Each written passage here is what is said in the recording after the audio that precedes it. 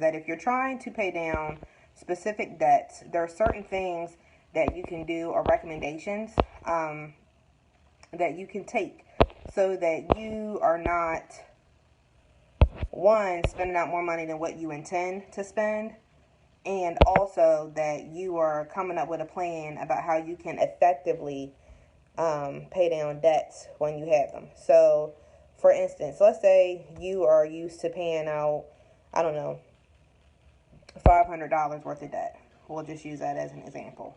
Nope, we're going to use $300 because I like that number better.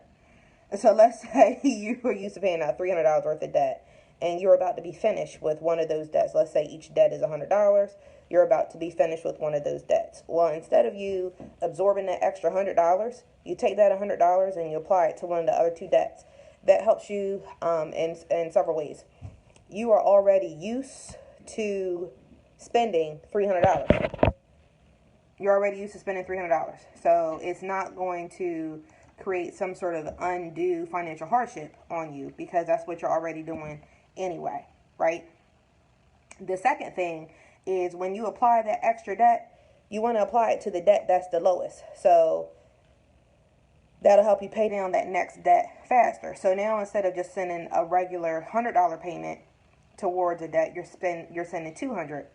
Okay? And then when you're done with that debt, then you apply that $200 payment to that third debt. So you're still maintaining your minimum payments in this time, but this is effectively what they call the debt snowball or the rapid money pay down or the rapid debt pay down. You can call it whatever you want, but at the end of the day, it does the same thing.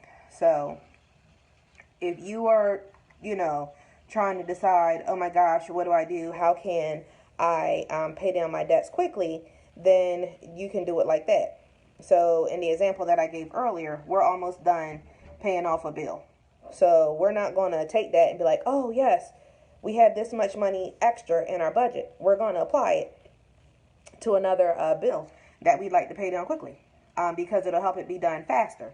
Now, if you're like, well, I don't have extra money where I can just pay an extra, then maybe you start paying a bill that you haven't paid, right?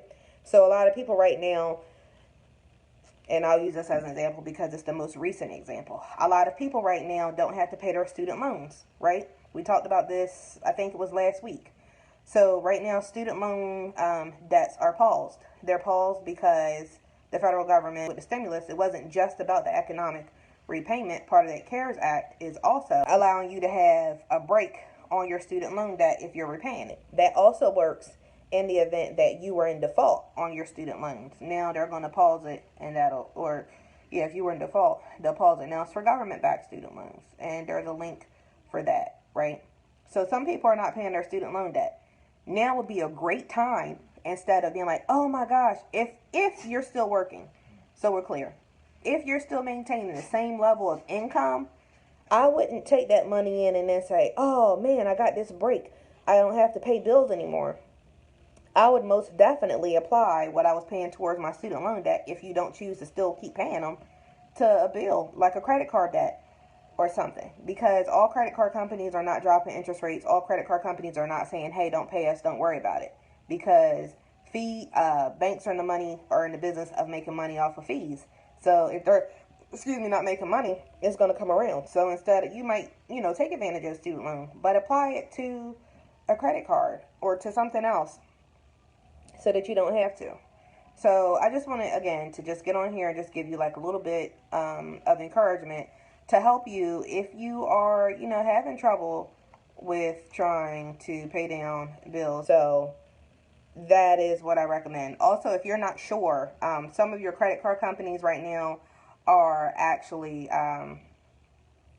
reducing, or not collecting fees if for some reason your job has put you in a financial hardship where you can't pay. Now, again, you utilize the things while you can. If you have to use them, use them. If you don't. But again, I'm not here to judge what you choose to use or what you don't use. I'm here to give you information on how you can take these things that you're doing and apply them. Because even though this is a rough time, right? People are saying, I've never lived through anything like this. I've never seen anything like this. you can take this time and you can strategically place yourself to be further financially. You don't have to be fearful. You know what I mean? So if you make a plan, then you'll be good. But if you don't make a plan, then you're planning to fail, right? So I'm going to answer some questions real quick. Paid off credit cards, and as soon as they pause the student loans, I kept paying them. Don't want any surprises when this is all over. That's an excellent point. So that's another thing to consider. When this is all over, you don't want any issues, right? You don't want any issues with any payments. Now, that doesn't mean that there are going to be some, but again, this is the first time that worldwide, but I'm going to speak about the United States, that we've had something like this to this extent that has caused everybody to respond. Meaning, you're not going to ignore COVID, and everybody's impacted by it. Whether you're going to the grocery store, your job, how you need to get things, is happening. So everybody, you're just kind of playing it by ear. You don't know what the impact of it's going to be when it's over, because we're playing it by ear because nobody's ever been through this before. So I encourage you, if you can, keep paying your bills. Pay them off.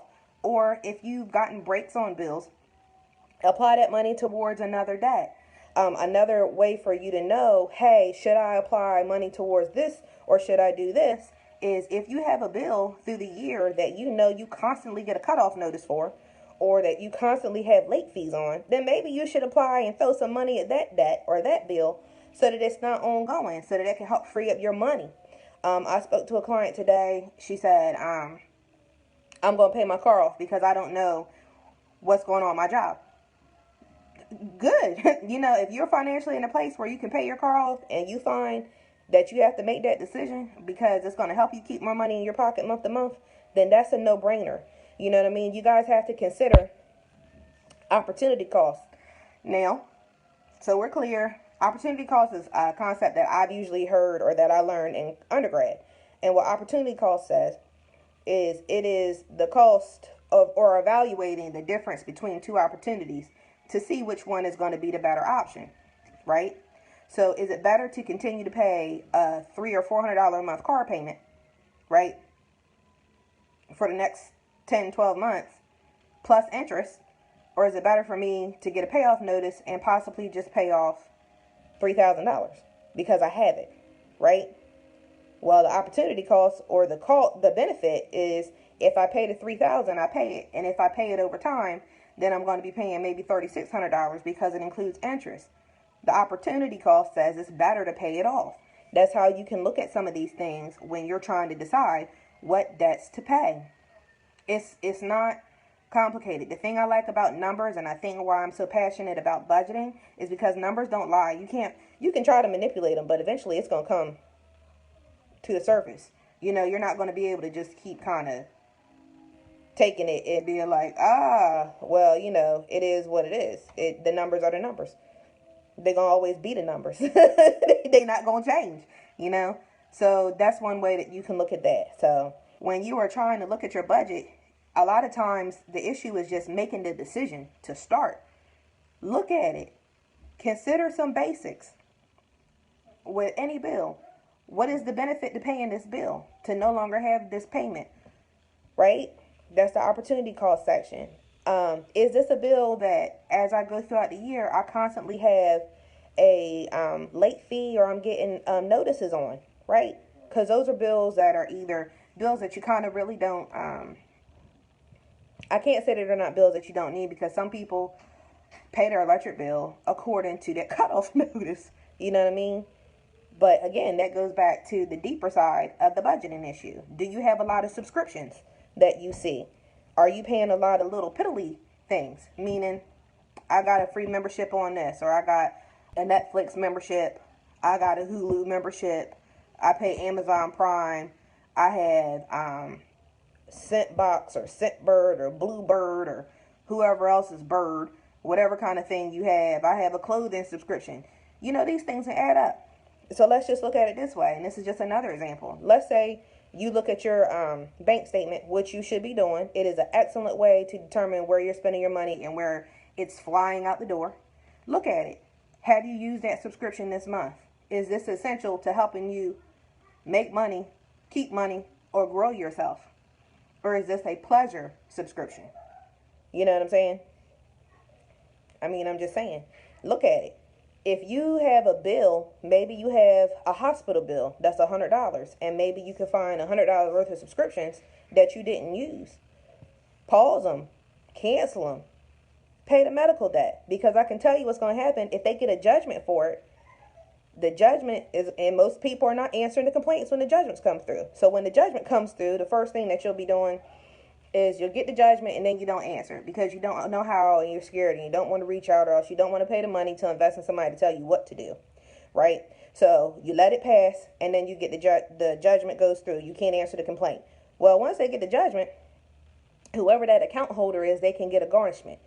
Then they're going to garnish your check. And when they garnish your check, they're going to garnish your check for 25% of whatever you bring home.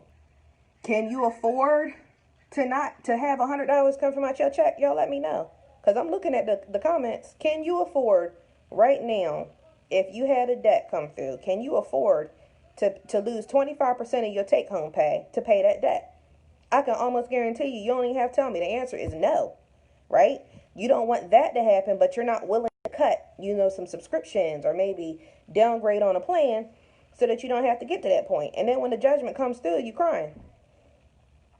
If you plan for it today, or if you take the time to cut where you can, then you don't have to worry about the judgment coming, right?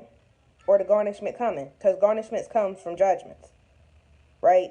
So would you rather take a cut right now and just maybe cut out something like Netflix and, Hulu, and I love them just as much as the next, but you have to decide maybe what subscriptions you can do without or what subscriptions you haven't used and cut them and then take that money and apply it towards a bill. Because if you have to break up $100 bill or $200 bill or $500 bill, do that.